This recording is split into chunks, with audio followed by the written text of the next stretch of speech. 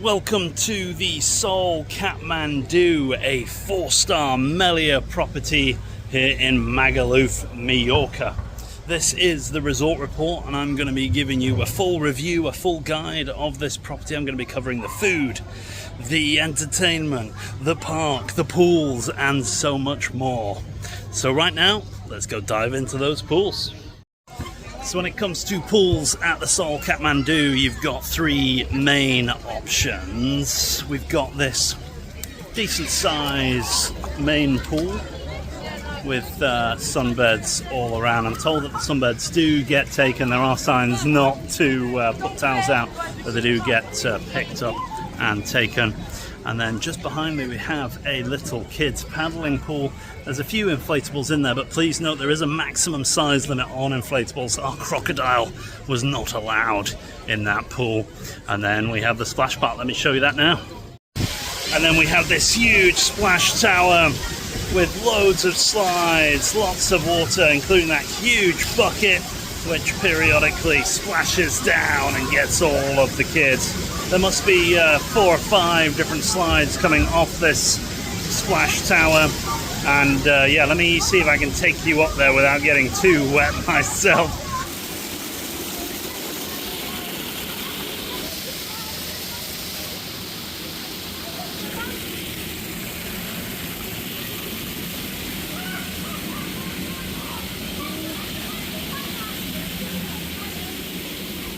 So no sunbeds here, but a decent amount of deck chairs so that you can see people trying to get into the sunshine. There's a few more in the shade around there. So yeah, as the sun goes down, it's going to get a little bit chillier, and I bet these get taken early on in the day. So just 1 block away, literally 4 minutes from Sol Katmandu, is Magaluf Beach. And you can see lots of ginger people there with sun cream all over their faces, as well as lots of other beautiful people. I mean, it is a really lovely beach. You know, we're here in the almost off season now, but still great sunshine. You can see some clouds in the sky there, but you know, the water's so blue, and the view behind me, you know, just absolutely lovely.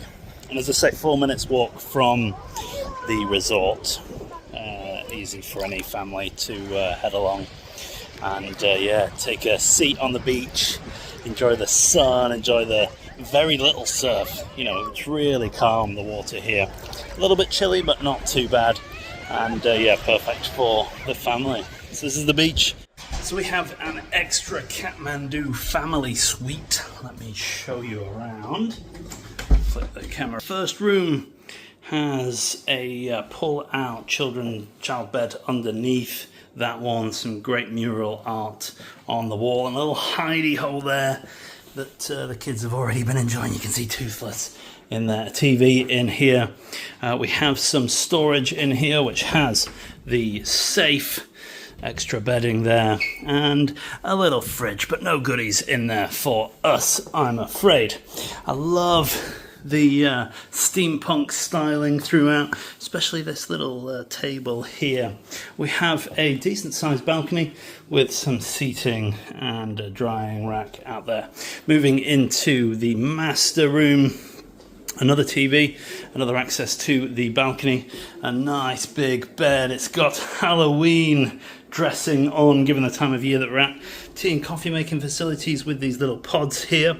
A very fancy looking kettle there. There is some kind of Bluetooth speaker here next to the desk. This chest literally opens up like a chest again. Fantastic mural art. Love the lights leaning into the style, and yeah, this really fun telephone as well. So into the bathroom then, we have a huge walk-in shower.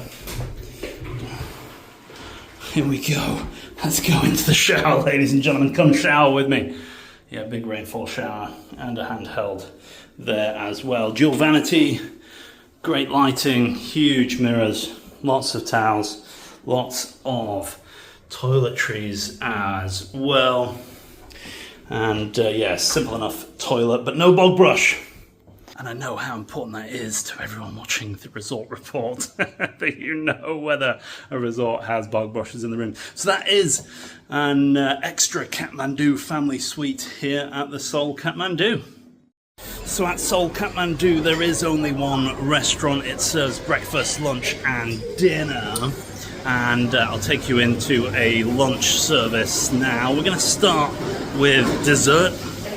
Not because I want to, but because of the way the restaurant is laid out. So you've got some fruit here, various cakes, jellos, some yogurts there, some sweeties, more cakes, just there. There is soft serve ice cream, fresh fruit, and toppings for your ice cream, another ice cream machine. You can mix and match them there. Baby food available. And then here is the terrific Tahar, and he's stir frying everything up.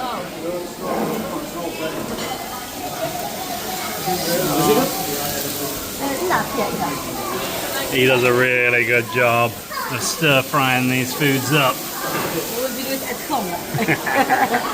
So you get to choose from all of these different veggies, a few different sauces, and then rice and noodles. And he does a fantastic job. Look at that smile. And then we've got some nuts and dried fruit there. Moving on to some salads. There's hard-boiled eggs and tuna there. Various sauces, some hummus and other salad-like items, artichokes there.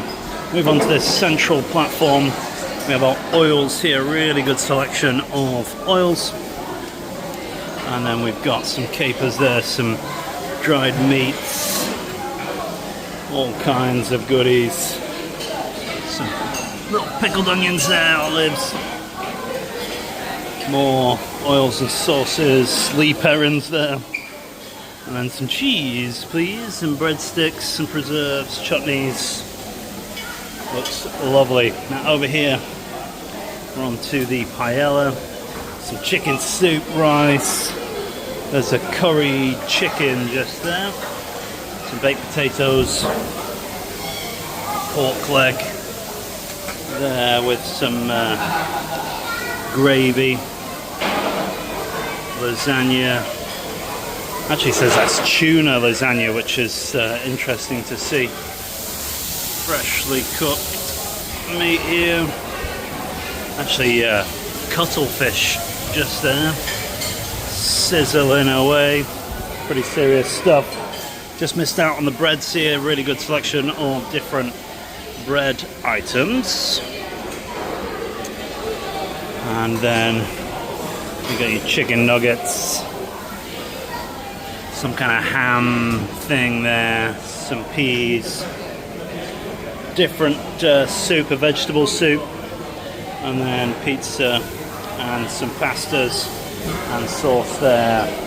So in terms of seating arrangements, there's seats inside here. There's also seats outside, and outside there's a few different ways you can sit. You've got these plastic tables and chairs. And then you've got these kind of wire metal frame ones. And then there's some park benches just around the corner there. I want to just quickly show you the drinks on offer during this lunch service. So you can get various juices here. Then there's some like house wine options. There is a beer option. And then you've got your Coca-Cola options as well. So that is lunch. And of course I'm going to be showing you breakfast and dinner as well. So another daytime food option is the pool bar, but please note that no food can actually go around the pool. There is all of this seating outside here, and you've got a selection of food just here. Show you what's in. Some bacon from breakfast, probably. Beans, yeah, leftovers from breakfast. Some fruits here. So yeah, relatively simple affair. You got ice cream there, And so this is available either at extra charge or as part of your all-inclusive. So we're back in Kumar's kitchen for breakfast. Once again welcomed by these ladies here. And yeah, let me show you what we've got on for breakfast. So starting with these pastry items. Love these little pink waffle style waffles, little cookies, some croissants. My wife tells me they're fantastic. Ice cream, chocolate milk. So there is a large omelette station here, as busy as the wok station for dinner. You can see it just being put together. Closed now. Some cereals. No sugar puffs, ladies and gentlemen. We will never recover from this. It's definitely getting a bad rating without sugar puffs. Lots of other nice cereals. Onto the fruits. A good selection. And onto the cooked. Got some good beans. Scrambled eggs. Bacon. Frankfurters, eggs, more here. These hash browns are excellent. Incredibly good hash browns. Duchess potatoes, tomatoes, more bacon, and English sausage. Got the eggs being made here. Fresh for you. You see them getting served up. And then we're on to some more huge croissants. Some sauces. There was a huge queue for these waffles and pancakes earlier. Died down a little bit now. Churros. And you got that chocolate dip there. In terms of drinks, we have your coffees and your teas and juice out of one of these machines. I would have liked to have seen juice, real juice, as it were. Fairly hectic in here. Very busy. Your bread station here, including your toast, 2 toast stations, which again has led to a little bit of queuing. The whipped cream here. So the final area I want to show you is this central reservation where we do have some guacamole, some nice salad items, some meat, salsa, some hams. Lots of oil. Lots and lots and lots of oil. And then round here. Is that quince? Don't know. Cheese, please. So there you go. That is breakfast here at the Sol Katmandu in Mallorca. Another daytime food option is the Snack Shack bar up in the theme park element. There's also a pizza truck over there, but I haven't seen it operating. It might just be this time of year.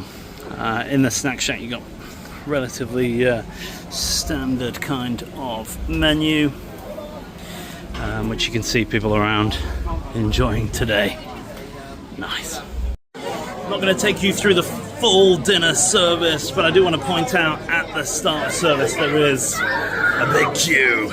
Everyone wants to get their dinner in at 6:30.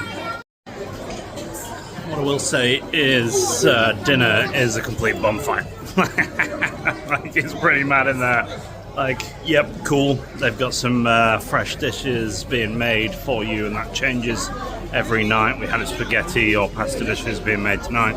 I understand there was Mexican dishes last night, which we missed. But yeah, a real fraught experience for dinner, which is a shame when the quality of the food and the other services are fine. But yeah, I guess there's not much they can do about that. That's not their fault, apart from limiting entry and staging the evening activities a bit better. We're rushing to try and get to a 7 p.m. kids activity, and I know a lot of other families will be as well. But yeah, there's food at Sol Katmandu.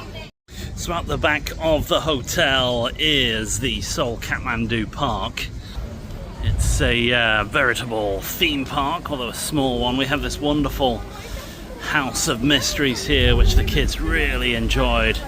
And then there's 2 or 3 food outlets, and then a few 4D rides. This is a 4D cinema that plays 2 different things. There's a race and a roller coaster. We've got some lovely desserts just here. A shooting attraction. There's that snack shack that I mentioned, and then the pizza truck in the background, which hasn't been operating while we've been here. Now, in terms of the other rides, we have Los Banditos, where you ride on the back of a little horse and shoot things. You got zombies, which is a little bit scary for the younger ones, recommended for teens really. Desperados is a wonderful ride, and then Little Prince was our favorite. And then we've got the Expedition Golf at the back there, which is extra. You do have to pay for that, at least you do on our room basis. If you want a full review of this area, check out my daughter's channel Let's Flow, where we go into a bit more depth about what's possible here at Sol Katmandu Park. The resort has a huge and fantastic soft play where kids of 2 separate age groups, they're separated, can play under the sea. There's movement of balls, as you can see there. You can hear those kids giggling at the moment. They can get super high up, and as I say, it's a really good quality soft play, and is included in our stay basis. And you can leave children here with your phone number, and you can head off for 45 minutes or so. Yeah, really good facilities here at the Sol Katmandu. So when it comes to kids activities, there are 2 kids clubs separated by age. Bertie and Florence were able to join in with a number of activities during our stay, including this very messy chocolate cookie making session, which they really had fun putting together. Very messy creations, and they actually ate them as well, which is rare for these kind of things. Bertie probably overdid it with the sprinkles, mind. There is, of course, the obligatory children's disco, the mini disco, which was enjoyed by lots of the kids, and the character came out as well, which was good to see. Later in the evening there was a magician. The guy looked like Nick Frost and had great stage presence, and was legitimately entertaining, although focused on children, I think. The most impressive part of his act for me was these shadow puppets. He did a really good job with a number of really fantastic shadow puppets that had everyone laughing and amazed. One night there was a singer as well, entertaining children and adults alike. So it's time for that stay or stay away rating, but before I give you that, I want to give you some pros and cons of staying at this resort. I want to start with the pros and talk about the ambience, the way that this whole resort is decked out in that steampunk style. It is really cool, even with the Halloween decorations that are up right now. Really, really cool little kind of point there. The excellent splash park, you know, it is a really good splash park, the kind that you'd see in a world-class water park. You know, it's huge, it's got lots of elements, that bucket is huge, and really, really, really cool indeed. The soft play, I love that there is this big, again, excellent soft play, and that you get a decent amount of time included every day, as much as you want, really. Starting to rain on me now. Oh dear. The whole park attraction is really cool. I've enjoyed it. It is great for families. The food was great. I loved all the food, and especially that wok station where they were cooking up things fresh. Really cool to see fresh stuff being made. The 4D cinemas, those attractions, there was a guy in there called Fran, and actually there was another guy as well, and they were really good, really fun. My son absolutely loved them, like they were so much fun, and added a lot to the experience, as they should. But you know, that doesn't always happen with theme parks and attractions.